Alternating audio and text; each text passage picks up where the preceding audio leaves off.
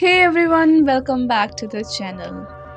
In this video, we are going to discuss about the principles of scientific management theory given by F.W. Taylor.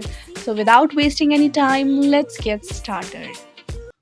सबसे पहले हम देखते हैं कि what exactly scientific management is. Okay, it's the art of knowing exactly what is to be done in the best and the cheapest way. So according to Taylor, scientific management का मतलब है that you have to know exactly what you want man to do.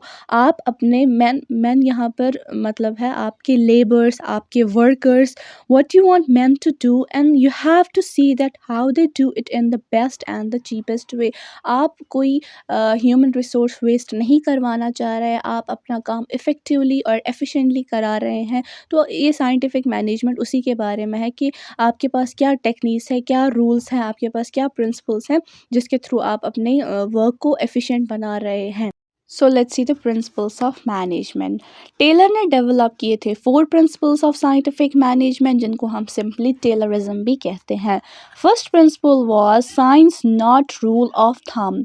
As you all know, rule of thumb हमने कहीं ना कहीं science में जो होती है फिजिक्स या केमिस्ट्री, हमने कहीं ना कहीं तो पढ़ा है, but it's different from that particular science. ठीक है, so rule of thumb means decision taken by management as per their personal judgments. जो ऑर्गेनाइजेशन में मैनेजर्स होते हैं, अगर उनको कोई डिसीजन लेना होता है वो अपने पर्सनल एक्सपीरियंस बेसिस पे लेते थे। लेकिन टेलर ने इंसिस्ट किया कि कोई भी काम, कोई भी डिसीजन आपको अगर अपनी ऑर्गेनाइजेशन में लेना है वो बेस्ड होना चाहिए साइंटिफिक इंक्वायरी में, ना कि एक्सपीरियंस बेसिस पे। So there must be thinking before doing. आप जो कुछ भी कर रहे हैं पहले आप उसके बारे में सोचिए, उसके बाद आपको जो स्टेप लेना है वो कीजिए, which is not in the case of rule of thumb. मतलब कि रूल ऑफ थंब के केस में ये नहीं था। So number second was harmony, not discord. According to Taylor, uh, there should be complete cooperation and understanding. किन के बीच में? वर्कर्स और मैनेजमेंट के बीच में। जनरली ऑर्गेनाइजेशन में 2 ग्रुप्स बन जाते हैं, एक होता है वर्कर का ग्रुप एंड मैनेजमेंट का ग्रुप।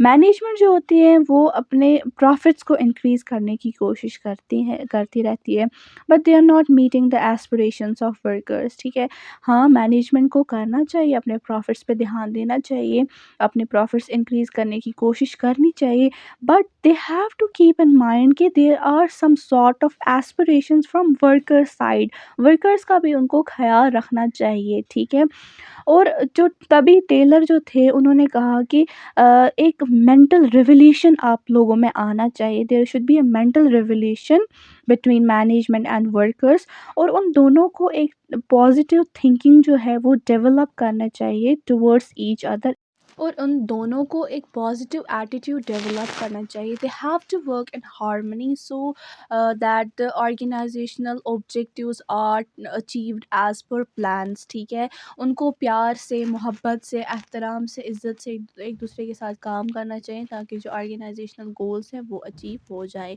एक दूसरे के साथ ज़िद नहीं रखनी चाहिए। They have to work in harmony.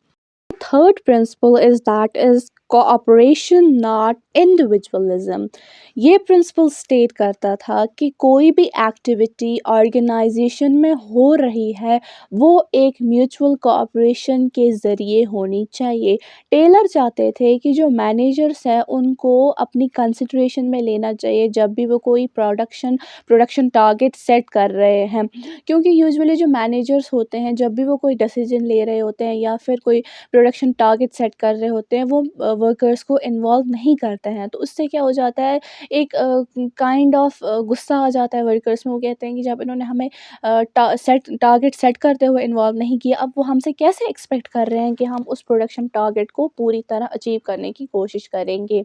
सो जो वर्कर्स हैं उनको लेना चाहिए, वर्कर्स को मैनेजर्स को ना वर्कर्स को कंसिडरेशन में लेना चाहिए ताकि वो ऑनेस्टली वर्क करें और जो टारगेट है उसको अचीव कर पाएँ। This is about the this principle cooperation not individualism.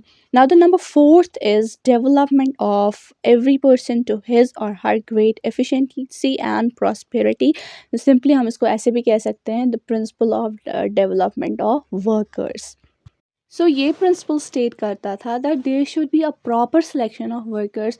आप जब रिक्रूटमेंट कर रहे हैं अपनी ऑर्गेनाइजेशन में, आप प्रॉपर सिलेक्शन कीजिए। आप अच्छे से रिक्रूटमेंट प्रोसेस पे ध्यान दीजिए, क्योंकि यूजुअली एक ऑर्गेनाइजेशन में कभी कभार क्या हो जाता है, सिलेक्शन प्रोसेस पे एक अच्छे से अटेंशन नहीं दी जाती है, ऐसे ही उनको हायर किया जाता है। फिर बाद में क्या होता है, जब वो वर्कर्स आ जाते हैं ऑर्गेनाइजेशन में, तो उनको वो पर्टिकुलर जॉब तो आती नहीं है ऑब्वियसली, फिर आपको उनको ट्रेनिंग देनी है। तो this will involve a lot of cost to the manager. So there should be proper selection for workers based on tests and interviews. You have to take some sort of test, some interviews. So if selection process is not given proper attention, अगर आप selection process को proper attention नहीं दे रहे हैं, जो workers हैं they will need high intensive training। उनकी training, उनकी development के लिए आपको उनको training देनी है। so इससे क्या हो जाएगा, आप जो मैनेजर्स हैं, आपकी जो ऑर्गेनाइजेशन है, उसका एक्सपेंस बढ़ जाएगा। This will involve a lot of cost to the manager. So this principle states that जब भी आप अपनी ऑर्गेनाइजेशन में किसी नए स्टाफ को हायर कर रहे हैं, तो आप उसको हायर करने से पहले प्रॉपर सिलेक्शन करनी चाहिए। आपको देखना चाहिए कि whether this candidate is suitable for this particular job और not.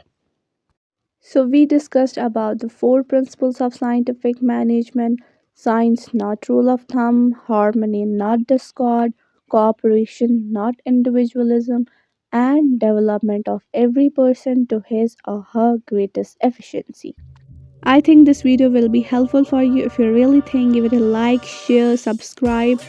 Till then, take care, goodbye, stay connected, stay tuned.